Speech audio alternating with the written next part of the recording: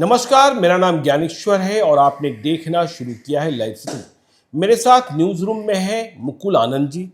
देखिए, भारतीय विश्वकर्मा महासंघ के राष्ट्रीय अध्यक्ष के रूप में इनकी पहचान को आपने जाना है। विश्वकर्मा समाज की बात करते रहे, लेकिन एक नई राजनीतिक पार्टी इन्होंने बनाई है, गणतांत्रिक समाज पार्टी गसपा, और इसके ये राष्ट्रीय अध्यक्ष। आगे आने वाले विधानसभा चुनाव में भी इनकी भूमिका होने जा रही है। देखिए, जब भी मैं मुकुल आनंद जी से मिला हूं, यह बात विश्वकर्मा समाज की करते रहे हैं, अति पिछड़ी जातियों की करते रहे हैं। आज जब मेरे पास आए तो बहुत उदास और निराश हताश थे और कहा कि देखिए, बिहार में सबसे ज्यादा परेशान ईबीसी ही है, अति पिछड़ी जाति के लोग ही हैं। हमने कहा सरकार तो आपकी है, नीतीश कुमार कहते हैं हमने सबसे अधिक ख्याल अति पिछड़ी जातियों का रखा है। बीजेपी कहती है हमारी राजनीति के केंद्र में अति पिछड़ी जातियां हैं, और अब तो तेजस्वी यादव भी कहने लगे हैं, ए टू जेड की बात करने लगे हैं, अति पिछड़ी जाति के नेता मुकेश सहनी को बड़ा भाई मानने लगे हैं। तो फिर जब ये सभी कह रहे हैं तो आपकी परेशानी का कारण क्या है? सरकार आपकी है, हुकूमत आपकी है, और नीतीश कुमार कहते हैं सबसे अधिक ख्याल में रखता हूं। भैया नमस्कार जी। जितने भी पॉलिटिकल पार्टी है, चाहे वो बीजेपी हो, आरजेडी हो, जेडीयू हो, कांग्रेस हो, ये सब लोगों ने अति पिछड़ा के साथ छलावा किया है, विश्वकर्मा समाज के साथ छलावा किया है। आप इतिहास गवाह है कि जब जब अति पिछड़ा समाज, दलित समाज यूनाइट हुआ है, तब तब सत्ता परिवर्तन हुआ है। जी। 30-35 साल बिहार में कांग्रेस का राज रहा, उनसे अति पिछड़ा दलित अलग हुआ, लालू यादव के साथ तमाम पिछड़े अलग हो गए। हाँ, अलग हुए तो लालू यादव की सरकार बनी। लालू यादव ने भी अति पिछड़ों के लिए कुछ भी नहीं किया, कुछ भी नहीं किया। लालू यादव ने तो पिछड़ों को जुबान दी, सिर्फ हाँ जबान दी। तो जबान से जीवन नहीं चलता है, जबान से उसके साथ साथ उसको रोजगार भी चाहिए, उसको शिक्षा भी चाहिए। उन दिनों शिक्षा के क्या हालात थे अभी आप जान रहे हैं। उसके बाद उनसे भी लोग छिटके नीतीश कुमार के पास आए। कहाँ छिटके? यादव तो अब भी उनके साथ हैं। यादव और मुस्लिम के अलावा अति पिछड़ा का कोई भी वोट लालू यादव के पास नहीं है। क्यों यादव क्यों रह गए, अति पिछड़ा क्यों भाग गए? आज पूरे बिहार में सबसे ज्यादा अगर कोई अति पिछड़ा समाज पे, विश्वकर्मा समाज पे या दलित समाज पे अत्याचार अगर कोई कर रहा है, जो नया सामंतवादी लोग हैं, सबसे ज्यादा अत्याचार अति पिछड़ा समाज पर वही कर रहे हैं। कौन कौन कौन? नया सामंतवादी। नया सामंतवाद कौन है बताइए ना। जब अति पिछड़ों की बात आप कर रहे हैं, आप सवर्णों की बात कर रहे हैं, नव सामंतवाद की बात कर रहे हैं, तो यदि देखिए भूमियार, राजपूत, ब्राह्मण, ये तो पुराने सामंतवादी माने जाते थे। नया सामंत, क्या आप यादवों की ओर इशारा करना चाहते हैं? आप समझदार हैं, जो समझ लें, लेकिन जो नया सामंत हैं, सबसे ज्यादा अत्याचार अति पिछड़ा पर वही लोग कर रहे हैं। आज जितने भी सामंतवादी मानसिकता के लोग हैं, अति पिछड़ों के बारे में कोई भी सोचने वाला नहीं है। आज जितने भी सामंतवादी मानसिकता के, चाहे वो अफसर रहे हों, पॉलिटिशियन रहे हों, जो लोग भी हैं, जज हैं, वकील हैं, अफसर हैं, कोई भी अति पिछड़ों की बात सुनने को तैयार नहीं। लेकिन सामंती जो लोग हैं, उनसे ही बचाने के लिए तो नीतीश कुमार हुकूमत में आए, और नीतीश कुमार कहते हैं हमने अति पिछड़ों की रक्षा की है, उन्हें हक दिलाया है। तो फिर नीतीश कुमार के रहते, जो न किसी को फंसाते हैं न किसी को बचाते हैं, तो फिर अति पिछड़े कैसे नव सामंती से प्रभावित हो गए? आज सबसे ज्यादा तकलीफ तो इसी बात का है कि नीतीश कुमार जी अति पिछड़ों की बात करते हैं और अति पिछड़ों की रहनुमाई करते हैं, लेकिन आज उन्हीं के राज्य में अति पिछड़ों पे सबसे ज्यादा अत्याचार हो रहा है, और मूक दर्शक बने हुए हैं। मूक दर्शक बने हुए हैं। उनका पुलिस पर से इकबाल खत्म हो गया है। आज पूरे बिहार में कोई ऐसा जगह नहीं है, कोई ऐसा जिला नहीं है जहां रोज 10-5 घटनाएं नहीं हो रही अति पिछड़ों पर। अति पिछड़ों पर अभी मतलब आप कहना चाहते हैं कि अति पिछड़ों को टारगेट किया जा रहा है? टारगेट किया जा रहा है नए सामंतों के द्वारा। दूसरी बात हो रही है, अभी गया की घटना है, 25 तारीख को नवोदय विद्यालय में प्रिंस नाम का छात्र वहां पढ़ता था, पढ़ने में बहुत ब्रिलियंट था, बहुत आगे जाता, उसकी हत्या करके डैम में फेंक दी गई। अच्छा। उसके लिए हम लोगों ने गया में प्रदर्शन भी किया, रोड भी जाम किया, आज तक उसको न्याय नहीं मिला और न ही वहां के प्रिंसिपल की गिरफ्तारी हुई है। ये कैसा वहां के डैम में तो प्रिंसिपल ने नहीं फेंका होगा ना। पूरी संलिप्तता वहां के प्रिंसिपल साहब की है, ये साफ दर्शाता है। रात में 12 बजे पेट्रोल पंप पे जाना, वहां से वापस आ जाना। जब उसके गार्जियन जाते हैं पूछने के लिए तो गार्जियन को कहा जाता है कि जिस ड्रेस में लड़का निकला है उसी ड्रेस में पहाड़ पर मिलेगा या जमीन पर मिलेगा या नदी में मिलेगा, उसी ड्रेस में मिलेगा। इस कहानी का क्या तात्पर्य बनता है? अच्छा, तो ये नए जो सामंतवादी लोग हैं, सोच के जो लोग हैं, माने तरह तरह से हम लोगों को माने ऐसी परिस्थिति में ला दिए हैं। एक तो कि हम लोगों के पास कोई काम नहीं है मतलब जैसे अति पिछड़ा समाज के जितने लोग हैं उनको उसमें 95% लोगों के पास जमीन नहीं है। सबसे बड़ी बात है कि आज जो भी आधुनिकता के युग में जो भी पहले पैतृक काम हुआ करता था, पेरेंटल काम हुआ था, सब कॉर्पोरेट घरानों के पास चला गया। अच्छा। अब नया कोई काम बचा नहीं है। और हमारे लोग तो ऐसे हैं कि जिनके पास एक कट्ठा जमीन नहीं है, छत नहीं है, एजुकेशन नहीं है, और उनको कोई ये बताने वाला, जैसे सरकार के द्वारा भी बहुत सारी सुविधाएं मिलती है, तो जो जहां के मुखिया हैं, सरपंच हैं, वो सब सुविधाएं खा जाते हैं, उनको पता तक नहीं चलता है। सबसे ज्यादा भ्रष्टाचार आज के डेट में मुझे लग रहा है कि यही सरकार में हो रहा है। आप भ्रष्ट पूरे बिहार में आप पता करके देखिए। नीतीश कुमार कहते हैं मैं 3C से समझौता नहीं करता। इनके खाली कह जाने से इनकी तो यादाश्त भी चली गई है, पता भी है कि कहां कहां क्या हो रहा है। वो कहते हैं क्राइम, करप्शन और कम्युनलिज्म, ये तीनों मेरे दुश्मन हैं, मैं समझौता कर ही नहीं सकता। तो भाई देखे तो पता लगाए ना। हम तो मान लीजिए कि एक आम आदमी है, इनके पास मीडिया है, विजिलेंस है, बाकी सब जगह से पता लगाए कि आखिर स्थिति के। आज 100 में 95 लोगों को न्याय नहीं मिल रहा है। अच्छा। आज हर महीने में कम से कम 10 स्वर्णकार लोगों की दुकानें लूट ली जाती है, हत्या हो जाती है। आज कौन से केस में बरामदगी हो रही है, या फिर जो बेचारा चला जा रहा है उसको वापस कैसे लाया? नहीं, अभी आपने देखा मुकेश सहनी के पिता की जिन लोगों ने हत्या की, वे सारे के सारे गिरफ्तार किए गए, असलहे बरामद हो गए। क्यों? एक्शन तो हो ही रहा है ना। इसलिए कि मुकेश सहनी एक बड़ा नाम है, बड़े लोग हैं, तो उनका हो गया।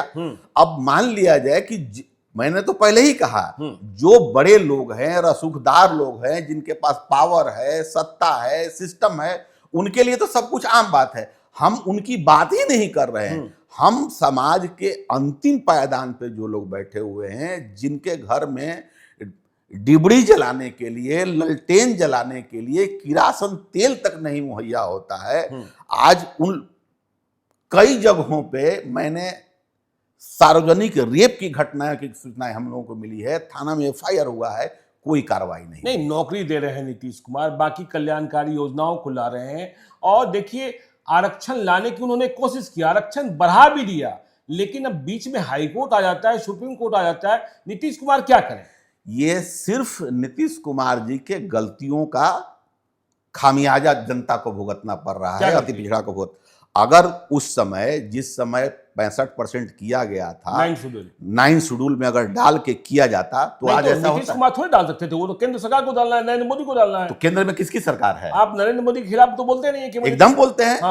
आखिर केंद्र में किसकी सरकार? नरेंद्र मोदी की सरकार है। सरकार हुई है ना, डबल इंजन की सरकार। तो डबल इंजन की सरकार है। लाइनअप तो इनका पहले से था।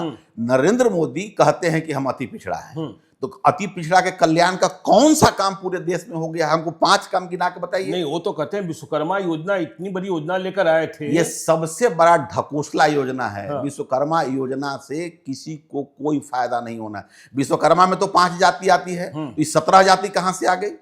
5 ही जाति आती है। 5 ही जाति आती है। अच्छा। बढ़ई, लोहार, सुनार, कसेरा, ठठेड़ा, कुम्हार, बाकी ये 17 जाति कहां से आ गई? तो 17 को आप विश्वकर्मा बनाने चले हैं। ये संभव है? तो इसका मतलब ना आप नीतीश कुमार से उम्मीद कर रहे हैं, ना बीजेपी से उम्मीद कर रहे हैं, ना तेजस्वी यादव से उम्मीद कर रहे हैं? नहीं, हम लोग को तो किसी से उम्मीद, जब तक बिहार में जिस तरीके से मान लिया जाए कि पहले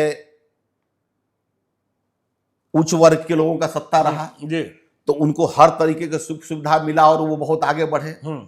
उसके बाद यादवों की सत्ता आई तो 15 साल में उनका विकास ऐसा हुआ जिसका आप यादवों का विकास बहुत हो गया, बहुत हुआ। अच्छा, उसके बाद देख लीजिए कि ये 20 साल में 2-3 कम्युनिटी हैं जिनका विकास बहुत ज्यादा हुआ। अच्छा, अब जब तक अति पिछड़ों की सरकार नहीं बनेगी बिहार में, जब तक उनके बीच का कोई आदमी मुख्यमंत्री नहीं बनेगा, जब तक उनका बेटा कोई मंत्री विधायक नहीं बनेगा, विधानसभा में आवाज उठाने वाला नहीं रहेगा, तब तक अति पिछड़ों का कल्याण संभव न कल था, न आज है, न आगे हो। देखिए, गणतांत्रिक विकास पार्टी आपने बनाई, गणतांत्रिक समाज पार्टी, गणतांत्रिक समाज पार्टी, समाज पार्टी जी, और हमने देखा कि आपके झंडे में कर्पूरी ठाकुर का चेहरा है जी।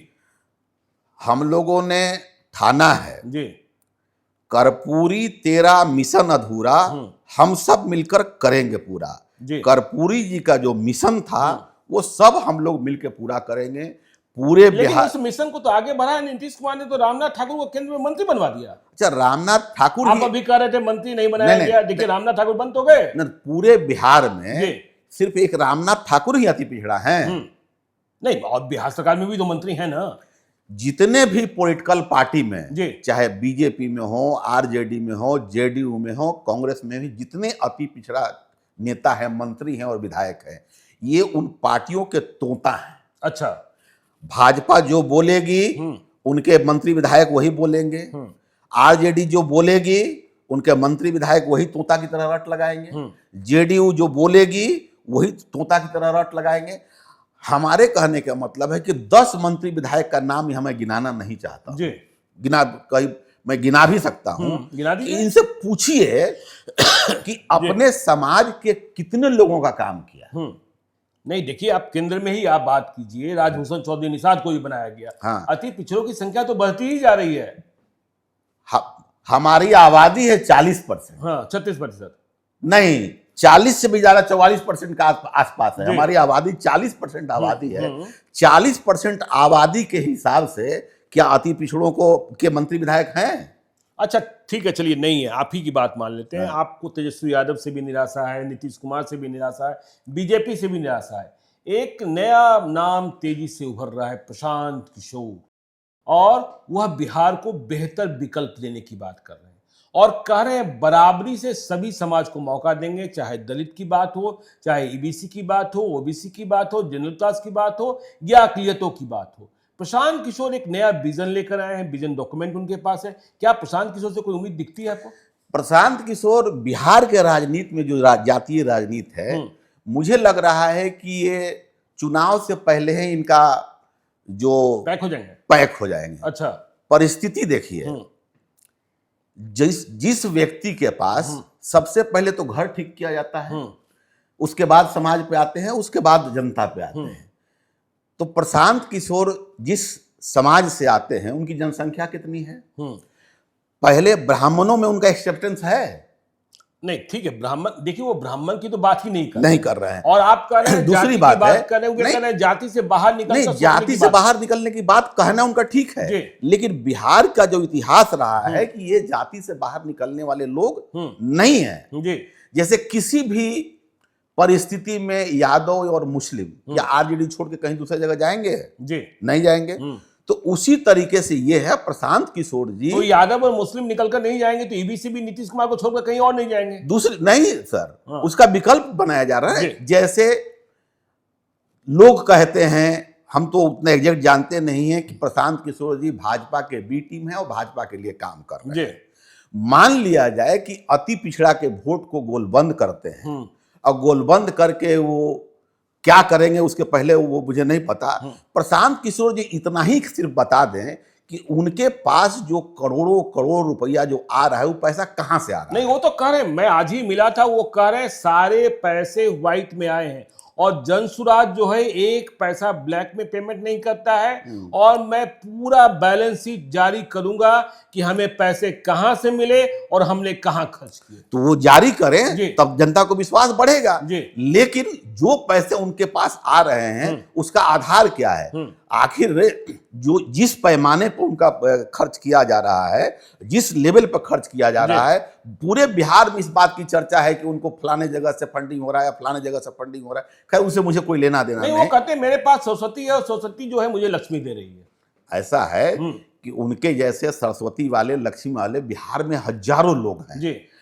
सिर्फ उनके पास एक प्लस पॉइंट है, जो वो एक कंप्लीट व्यवसायी आदमी है। उन्होंने पहले नरेंद्र मोदी के लिए काम किया, चुनाव दौरान तो जानते हैं ना, जानते हैं। हाँ। उन्होंने ममता बनर्जी के लिए काम किया, स्टालिन के लिए काम किया, स्टालिन के लिए, बाकी सब लोगों के लिए काम किया, सबके लिए किया। तो जब जो आदमी बिजनेस करते हैं तो उसको भी इस तरीके से यहाँ बिहार में बिजनेस के रूप में नहीं, वो तो कहते हैं कि मैंने उस बिजनेस को छोड़ दिया, अब मैं बिहार की जनता के लिए बिजनेस कर रहा हूँ। तो अच्छी बात है ना, मैदान में चलें। हाँ। जो जितना आप भी चलेंगे, हम भी मैदान, वो भी चलेंगे मैदान में, हम भी चलेंगे, लड़ेंगे इलेक्शन, लड़ेंगे बिल्कुल। अच्छा, ये गसपा जो चुनाव लड़ेगा 243 सीट पर हम लोग चुनाव लड़ेंगे। अच्छा, हर हाल में लड़ेंगे, हर कीमत पर लड़ेंगे, जो जितना काम कर पाएगा। मेरे कहने का मतलब है कि समाज में जो परिस्थितियां हैं, जब तक हम समाज के अंतिम पायदान के लोगों को फायदा नहीं पहुंचा रहे हैं, उन पे ऊपर जो शोषण और दमन हो रहा है, उनके लिए अगर हम रक्षा कवच नहीं बनते हैं, लोग कहते हैं कि आपकी जनसंख्या कम है। आज अति पिछड़ों की संख्या 40% हो गई। पासवान में भी, ये दलित में भी पासवान को माइनस कर दीजिए तो 12-13% लोग हैं जिनको पूछने वाला कोई नहीं है। अच्छा, आप तो आप इसके पक्ष में हैं कि जो सुप्रीम कोर्ट ने कहा है कि आरक्षण के भीतर आरक्षण होना चाहिए? बिल्कुल होना चाहिए, होना चाहिए, हर जगह होना चाहिए। अच्छा, हर जगह होना चाहिए। मान लिया जाए कि कोई भी व्यक्ति कब तक एक चीज का लाभ अब हमेशा लेते रहिएगा? एक ही व्यक्ति को बार बार आरक्षण का लाभ नहीं मिलना, एकदम नहीं मिलना चाहिए। हाँ। एक व्यक्ति को मिल गया, आप आगे बढ़ गए, अब दूसरे आदमी को लाइन में लगाइए। माने हमारे ये रामविलास पासवान के बेटे जो हैं, चिराग पासवान, उनसे ज्यादा स्मार्ट, उनसे ज्यादा तेज तर्रा, ज्यादा स्मार्ट पॉलिटिशियन और पासवान लोग में है कि नहीं है? हो सकता है, बनाया जा सकता है, बनाया जा सकता है, लेकिन उन्हीं को आरक्षण मिले और उन्हीं को टिकट मिले और उन्हीं को जुटा के भेजा जाए, ये कहां का इंसाफ है भाई?